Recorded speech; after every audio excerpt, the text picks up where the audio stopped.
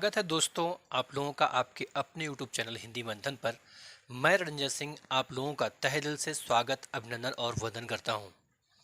आज हम लोग एक नए टॉपिक की शुरुआत करने वाले हैं। उस नए टॉपिक का नाम है वाच्य। क्या भैया? वाच्य। आइए शुरू करते हैं। वाच्य।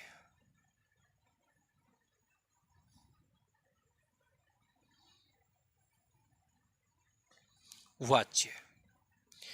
यदि आपसे पूछा जाए कि वाच्य का अर्थ क्या होता है, तो वाच्य का अर्थ होता है कथन। क्या अर्थ होता है भैया? कथन होता है। क्या अर्थ होता है? कथन। यदि आपसे वाच्य की परिभाषा पूछी जाए कि भाई वाच्य किससे कहते हैं, परिभाषा।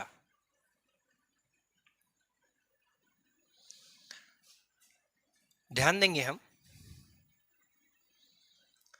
कर्ता, कर्म, कर्ता, कर्म व भाव। कर्ता, कर्म व भाव के अनुसार, के अनुसार, अनुसार क्रिया के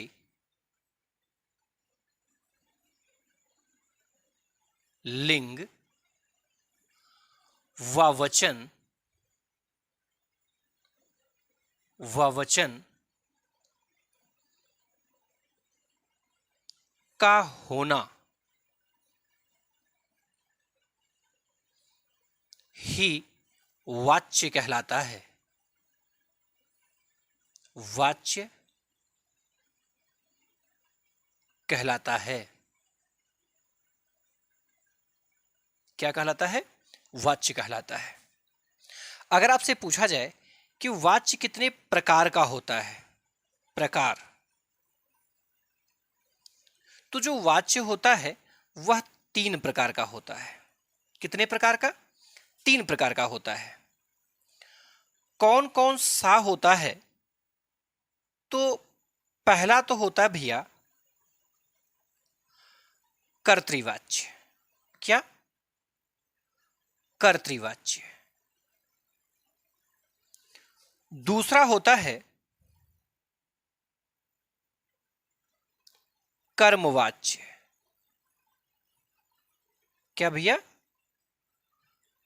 कर्मवाच्य। और तीसरा होता है भाववाच्य। क्या होता भैया? भाववाच्य।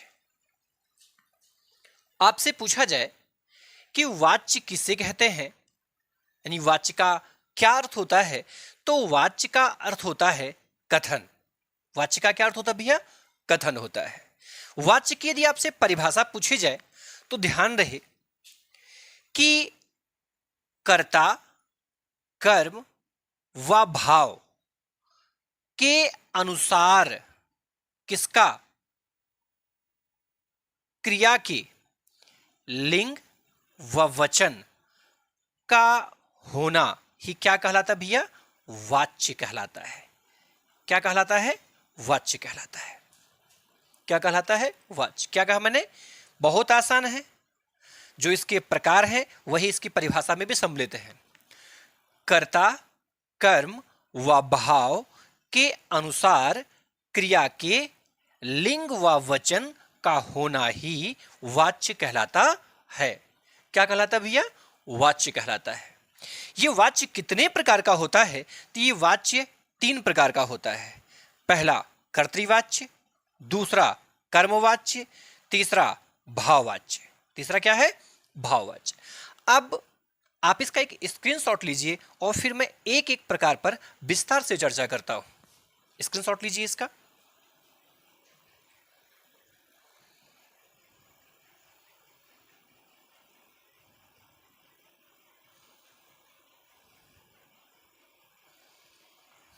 ले ले स्क्रीनशॉट। चलिए आगे लिखते हैं। सबसे पहले हम लोग पढ़ेंगे इन वाच्यों के तीनों प्रकारों में जो सबसे पहला प्रकार आता है, जिस पहले प्रकार का हम लोग अध्ययन करने वाले हैं, उसे हम लोग कहते हैं कर्मवाच्य, कर्तृवाच्य। क्या कहते हैं भैया?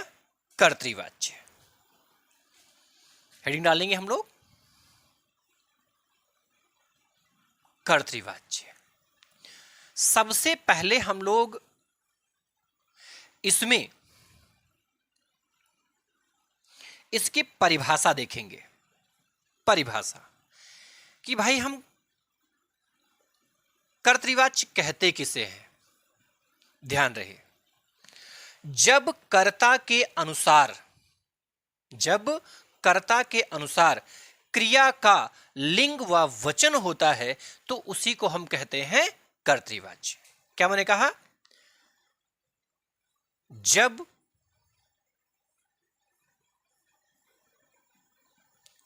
कर्ता के अनुसार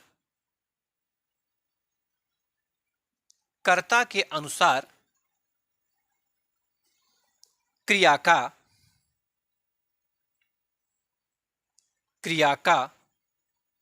लिंग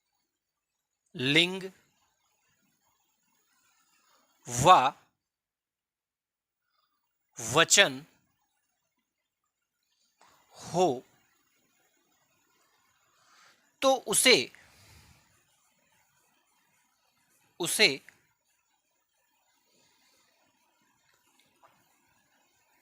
कर्तृवाच्य कहते हैं। कर्तृवाच्य कहते हैं। किसे कहते कर्तृवाच्य? ध्यान रहे, जब कर्ता के अनुसार क्या हो, इस क्रिया का क्या लिंग हो और क्या हो भैया? वचन हो।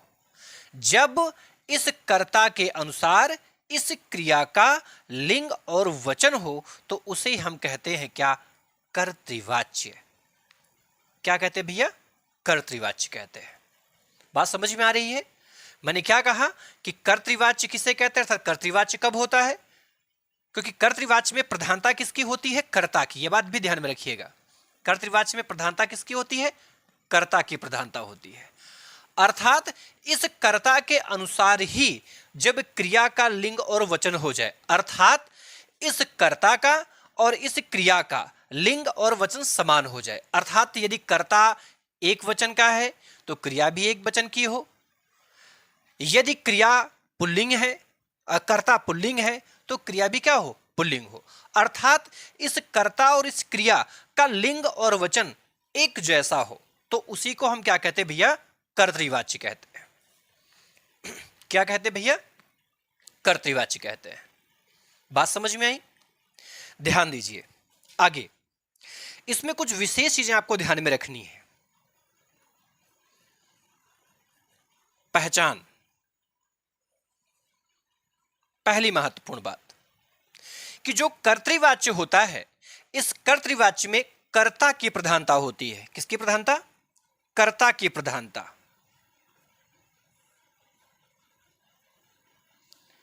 कर्ता की प्रधानता। किसकी प्रधानता भैया? कर्ता की प्रधानता। पहली महत्वपूर्ण बात। दूसरी महत्वपूर्ण बात क्या है? कर्ता व क्रिया का लिंग व वचन समान हो। क्या कहा मैंने? कर्ता व क्रिया का लिंग व वचन समान हो। क्या हो भैया? समान हो। यह महत्वपूर्ण बात ध्यान रखनी है। दो चीजें मैंने बताई कि जो कर्तृवाच्य होता है, ये जो कर्तृवाच्य आप देख पा रहे हैं, इस कर्तृवाच्य में मैंने आपको क्या बताया कि जो कर्तृवाच्य होता है, इस कर्तृवाच्य में किसकी प्रधानता होती है भैया? तो कर्ता की प्रधानता होती है। किसकी प्रधानता होती है? कर्ता की प्रधानता होती है। इसमें कर्ता व क्रिया का लिंग व वचन क्या होता है? समान होता है। अर्थात जो कर्ता का लिंग होगा वही क्रिया का लिंग होना चाहिए, जो कर्ता का वचन होगा वही वचन किसका होना चाहिए? इस क्रिया का भी होना चाहिए। अर्थात इस कर्ता का और इस क्रिया का ये जो लिंग और वचन दिया गया है ये एक जैसा होना चाहिए। बात समझ में आ रही है? जब कर्ता और क्रिया का लिंग और वचन एक जैसा होगा तभी कर्तृवाच्य की स्थिति आएगी। तीसरी महत्वपूर्ण बात, लेकिन तीसरी महत्वपूर्ण बात लिखने से पहले आप इसका एक स्क्रीनशॉट लीजिए और जिससे मैं आगे की चीजें आपको समझा सकूं। स्क्रीनशॉट लीजिएगा।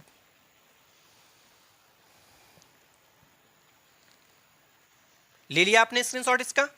चलिए आगे देखते हैं। देखिए तीसरी पहचान की तीसरी महत्वपूर्ण बात क्या है वो आप समझिए। ये जो कर्तृवाच्य होता है भैया, इस कर्तृवाच्य की सबसे महत्वपूर्ण बात यह देखने के लिए तीसरी विशेषता आती है कि इस कर्तृवाच्य के अंतर्गत अकर्मक और सकर्मक दोनों ही प्रकार की क्रियाएं सम्मिलित होती हैं। क्या मैंने कहा? तीसरी महत्वपूर्ण बात क्या है इसकी? तो तीसरी महत्वपूर्ण बात इसकी यह है कि कर्तृवाच्य में अकर्मक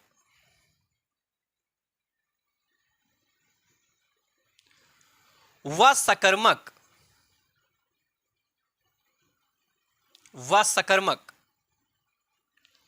दोनों ही प्रकार की क्रियाएं होती हैं। दोनों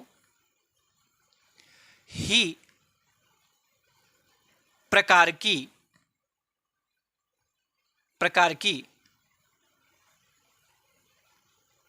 क्रियाएं आती हैं। दोनों ही प्रकार की क्रियाएं आती हैं।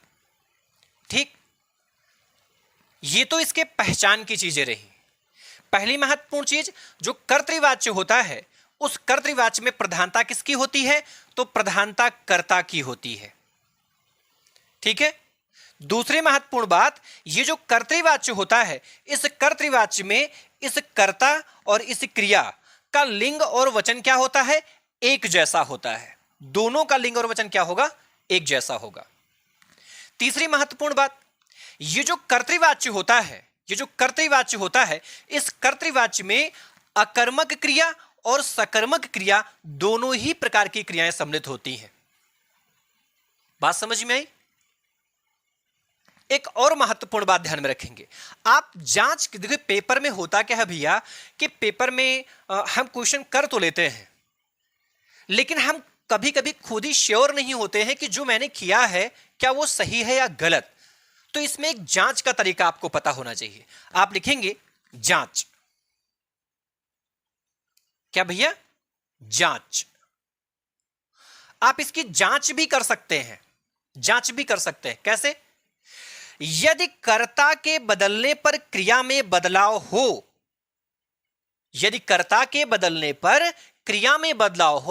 तो वह कर्तृवाच्य ही होता है। क्या कहा मैंने? यदि कर्ता के बदलने पर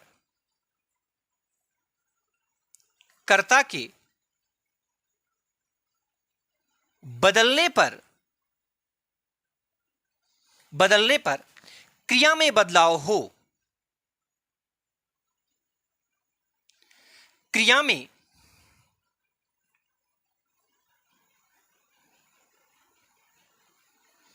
बदलाव हो,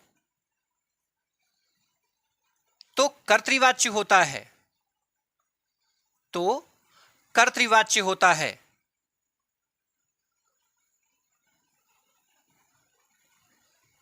क्या होता भैया? कर्तृवाच्य होता है। बात समझ में आई?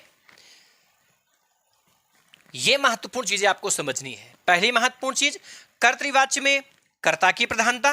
किसकी प्रधानता भैया? कर्ता की प्रधानता। दूसरी महत्वपूर्ण बात, इस कर्ता और इस क्रिया का क्या लिंग और वचन क्या होगा, समान होगा। क्या होगा भैया, समान होगा। तीसरी महत्वपूर्ण बात पहचान में, ये जो कर्तृवाच्य है, इस कर्तृवाच्य में अकर्मक क्रिया भी और सकर्मक क्रिया भी, दोनों ही प्रकार की क्रियाएं सम्मिलित होती है। आप कर्तृवाच्य के उदाहरणों की जांच कैसे कर सकते हैं? तो कर्तृवाच्य के उदाहरणों की जांच करने के लिए ध्यान रहे, यदि आप किसमें बदलाव कर रहे हैं, कर्ता में, तो कर्ता में जैसे ही आप बदलाव करेंगे तुरंत इस क्रिया में बदलाव हो जाना चाहिए। क्यों? क्योंकि दोनों एक समान होते हैं। अगर कर्ता के बदलने पर क्रिया में बदलाव नहीं होगा तो दिमाग में रखे रहना, फिर वो कर्तृवाच्य की स्थितियां आसानी से नहीं बननी चाहिए, फिर वो किसी और जगह जा सकता है। बात समझ में आई?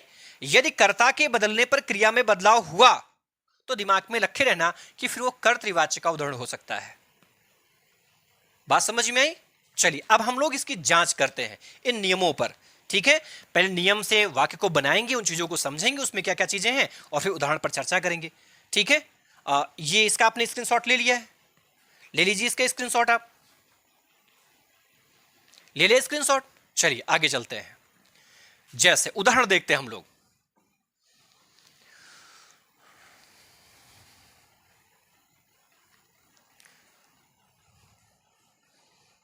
जैसे पहला ही उदाहरण है, मोहन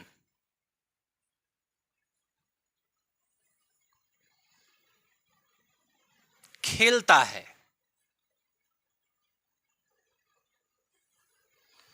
मोहन खेलता है। अब मोहन खेलता है में मोहन क्या है भैया? तो जाहिर सी बात, मोहन करता है, क्योंकि खेलने का काम कौन कर रहा है? मोहन, इसलिए मोहन क्या हो गया? करता। और खेलना क्या है? खेलना है क्रिया। क्या है भैया? क्रिया। अब दोनों ही कर्ता और इस क्रिया को चेक करना आपको, क्या दोनों एक जैसे हैं या फिर नहीं। चलिए देखिए भाई, कर्ता जो आप देख रहे हैं, कर्ता क्या है? पुल्लिंग है। क्या भैया? कर्ता क्या है? पुल्लिंग है। और क्रिया क्या है? तो भाई क्रिया भी पुल्लिंग है। क्या है? पुल्लिंग है कि नहीं है? भाई अगर खेलती होता तो स्त्रीलिंग होता, खेलता यानी ये पुल्लिंग है ना, पुल्लिंग। देखिए उसके साथ साथ मोहन जो है भैया, ये एक वचन है। क्या है? एक वचन है कि नहीं है? है एक वचन ना। और खेलता यह भी क्या है? तो भैया यह भी एक वचन है। क्या भैया? एक वचन, एक वचन है। अगर यही खेलते होता तो बहुवचन होता, किंतु खेलता यानी क्या है? वो एक वचन है। बात समझ में आ रही है? तो ध्यान दीजिए, देखिए मोहन यानी कि कर्ता एक वचन, तो क्रिया भी क्या है? एक वचन। कर्ता पुल्लिंग, तो क्रिया भी क्या है? पुल्लिंग। अर्थात यह कर्ता और यह क्रिया दोनों एक जैसी है कि नहीं है? है कि नहीं है? है ना। तो यही मैंने बताया कि कर्ता और क्रिया जब दोनों एक जैसे हो, एक जैसे का मतलब जब इस कर्ता और इस क्रिया का लिंग और वचन क्या हो? एक जैसा हो, तो क्या होता है? पुल्लिंग हो। तो क्या होता है? कर्तृवाच्य होता है। जांच का तरीका मैंने क्या बताया था आपको? जांच में मैंने आपको बताया था कि अगर आप इस कर्ता में बदलाव करते हैं तो इस क्रिया में बदलाव होना चाहिए। चलो बदलाव कैसे होगा? अगर मैं यही मोहन के स्थान पर क्या कर दूं? सीता लिख दूं। सीता, क्या लिख दूं? सीता। तो सीता खेलता है कि सीता खेलती है? खेलता है कि खेलती है? जाहिर सी बात है खेलती है। तो यहां पे क्या हो जाएगा? खेलता के स्थान पर खेलती। क्या भैया? खेलती है। क्या हो जाएगा? खेलती है। अर्थात जैसी ही आपने इस कर्ता में बदलाव किया तुरंत इस क्रिया में बदलाव हो गया। अर्थात जब कर्ता और क्रिया दोनों के लिंग और वचन एक जैसे हों और कर्ता के बदलने पर क्रिया में बदलाव हो जाए तो दिमाग में रखना फिर वह केवल और केवल कर्तृवाच्य ही होगा। क्या होगा भैया? कर्तृवाच्य ही होगा। आप ऐसे ही ढेर सारे उदाहरणों की जांच कर सकते हैं। जैसे अगला उदाहरण हम लेते हैं,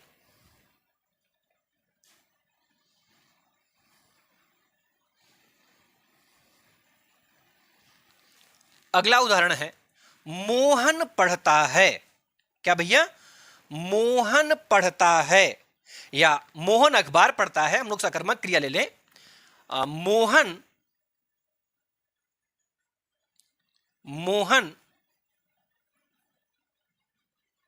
अखबार पढ़ता है। मोहन अखबार पढ़ता है। अब मोहन अखबार पढ़ता है में ये मोहन क्या है भैया? तो जाहिर सी बात है मोहन इसमें क्या है? करता है। और पढ़ना क्या है? इसमें क्रिया है। क्या भैया? क्रिया है। इसमें अखबार जो है ये क्या है? ये कर्म है। क्या भैया? कर्म है। ठीक है, कोई बात नहीं, कर्म है तो आने दीजिए भाई। क्रियाएं अकर्मक और सकर्मक दोनों आ सकती हैं। यह सकर्मक का उदाहरण है। किसका उदाहरण है? सकर्मक का उदाहरण है। इसके पहले वाला उदाहरण अकर्मक का उदाहरण था। अब देखिए, अगर ये कर्ता और ये क्रिया दोनों के लिंग और वचन एक जैसे हो और कर्ता के बदलाव पर क्रिया में बदलाव हो जाए तो दिमाग में रखे रहना कि यह उदाहरण जो होगा वो कर्तृवाची का ही होगा। जैसे मोहन क्या है? पुल्लिंग है ना? पुल्लिंग। और मोहन क्या है? एक वचन है। क्या भैया? एक वचन है कि नहीं? है ना? अब यही चीजें हम लोग लिंग इस क्रिया के साथ में भी देखेंगे। क्रिया भी क्या है? पुल्लिंग है। क्या भैया? पुल्लिंग है। पुल्लिंग होने के साथ साथ इसका वचन भी क्या है? एक वचन है। क्या है? एक वचन है। अब देख लीजिए, जैसे कर्ता है इट इज वैसे ही क्या है? ये क्रिया है। कर्ता पुल्लिंग तो क्रिया पुल्लिंग। कर्ता एक वचन तो क्रिया एक वचन। तो कर्ता और क्रिया एक जैसे है ना, इसलिए क्या होगा? तो जाहिर सी बात है ये कर्तृवाच्य है। क्या भैया? कर्तृवाच्य है। क्या है? कर्तृवाच्य है। अब इसकी आप जांच भी कर सकते हो। नहीं सर अभी संदेह हो रहा, पता नहीं कर्तृवाच्य है या नहीं, कहीं ने कर्मवाच्य हो जाए। तो कोई बात नहीं, जांच का तरीका भी मैंने आपको बताया। यदि आप कर्ता में बदलाव करते हैं और क्रिया में बदलाव हो जाता है तब दिमाग पे रखना हो क्या हो जाएगा? केवल और केवल कर्तृवाच्य होगा। चलो, आप इस मोहन के स्थान पर राधा रखो।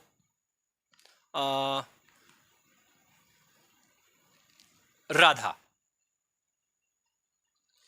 अब ये वाक्य बनाओ, राधा अखबार पढ़ता है। क्या ये वाक्य सही है? नहीं, गलत है। देखिए, राधा अखबार नहीं पढ़ता है, राधा अखबार पढ़ती है। क्या भैया? पढ़ती है। ठीक, राधा अखबार पढ़ती है। अर्थात जैसे ही आपने इस कर्ता में बदलाव किया तुरंत इस क्रिया में बदलाव हो गया। अर्थात यह एकदम श्योर हो गया है कि यह केवल और केवल क्या है? कर्तृवाच्य ही है। आई होप आपकी समझ में बात आ गई होगी कि हम लोग कर्तृवाच्य की पहचान कैसे करेंगे। कर्तृवाच्य से जुड़े हुए कुछ अन्य नियमों की चर्चा हम लोग इसके आने वाली क्लास में करेंगे। आज की क्लास में यहीं तक, लेकिन ध्यान रहे आप इस चैनल को लाइक भी करेंगे, सब्सक्राइब भी करेंगे और ध्यान रहे कमेंट करना ना भूलें। चीज़ें समझ में आई या नहीं आई आप कमेंट बॉक्स में मैसेज जरूर करेंगे और साथ ही साथ अपने मित्रों के पास इसे शेयर करना ना भूलें। धन्यवाद।